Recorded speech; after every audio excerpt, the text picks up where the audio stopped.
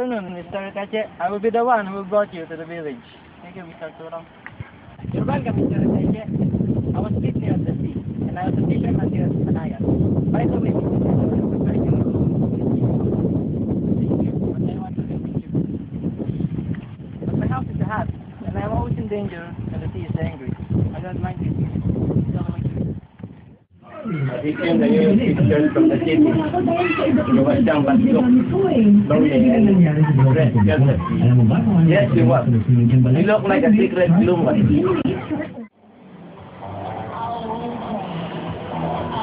Hi. I'm fine.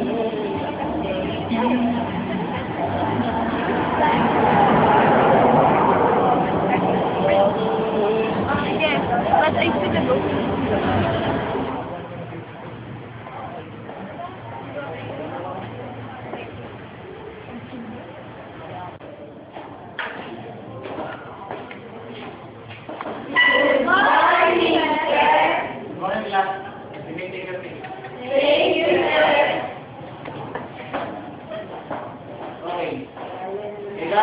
Present. Samantha. Present. Ron. Present. Alameda. Present. Piñamo. Present. Nakon. Silio. Present. Tita. Present. Tita. Tita. Tita. Tomorrow. Yes, sir. Tita is not your name. It is just a pet name, no? Fathers always go to that church. It can be. Maybe Tita or Nita.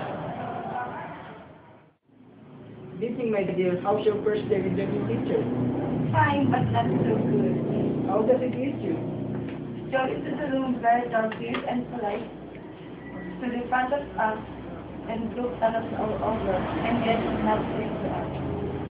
When it came to my name, Father, the most surprising thing happened. He started pronouncing it and then he stopped as if he had forgotten something. He just placed the paper in his hand. I heard my name repeated 3 times through his half-closed lips. Sita, Sita, Sita. When I answered, yes sir, I'm Sita, he looked at me uncomprehendingly and inarticulate, and it seemed to me to actually think that he was begging me to tell him it was not my name, but I was deceiving him. Looked so miserable and sick, I felt like taking him down or running away. His voice was scarcely above a whisper, Father, and all the while he looked at me begging and begging. I shook my head determinedly. My answer must have angered him. He must have thought I was very hard-headed, for he said, 1,000 miles, Mother of Mercy, it is not possible. He kept on me, looking at me. He was hurt perhaps that you should have such a stubborn pupil, but I am not really so, Father. Yes, you are, my dear, but you must try to please him. He is a gentleman. He came from the city. I was thinking private perhaps, if he won't ask too much. He didn't slip away, I'm sure of it. When I came from the market, the stars were already out, and I saw that he did not touch the food I prepared. I asked him to eat, but he said he was not hungry. Just by the window that faces the sea, and just look out hours after hours. I woke up 3 times at night, and I thought that he had not so much position. I thought that once he was asleep, but he mentioned me awake. I woke up at dawn to prepare the net. He was too dead. If you wanted to go home already. Easy, do you remember Father Fernando?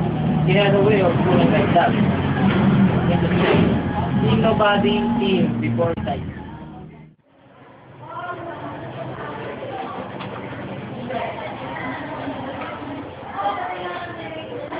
Good morning, Mr. Enrique. Excuse me. You have a letter.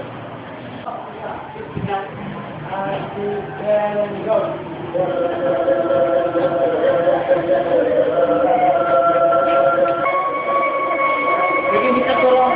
Bye-bye, Mr. Enrique.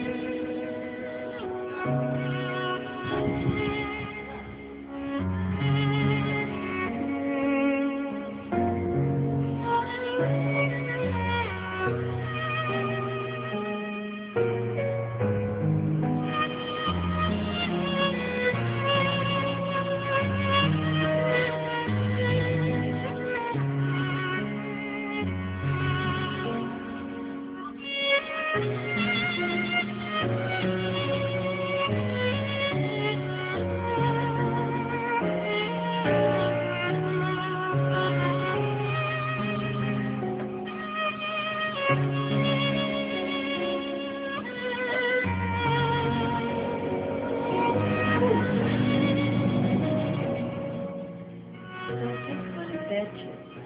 What a name!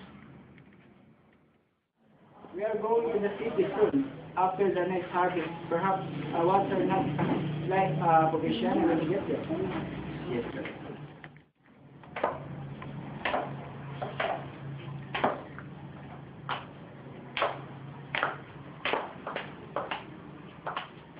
Why are these places so tight-fitting?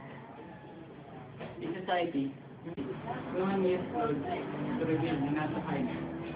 Why do these places have such bright colors? So that they can smile when they do not want to. And their eyelashes are so long. We have exceptions. One would think she'd be shy or uncomfortable, but no, oh no, not a bit. All the light comes naturally. Oh, Tita, society girl does not smile the ordinary. Her eyes don't speak one stone. That reveals your true feelings. But if I'm glad and I'm happy, and I want to show it. Don't. If you must show it by smiling, let your eyes be mocking. If you would invite with your eyes, you put with your lips. Okay, let's go to the party.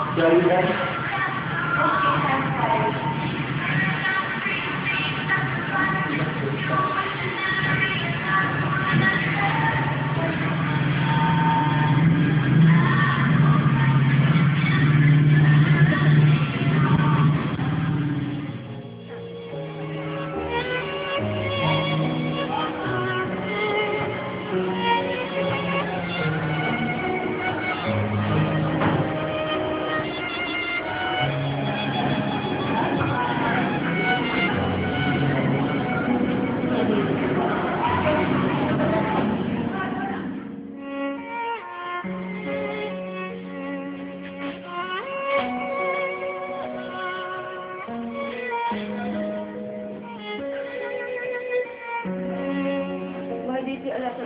It must be set together again. Thank you, Tita. I will do it too. And then you will understand.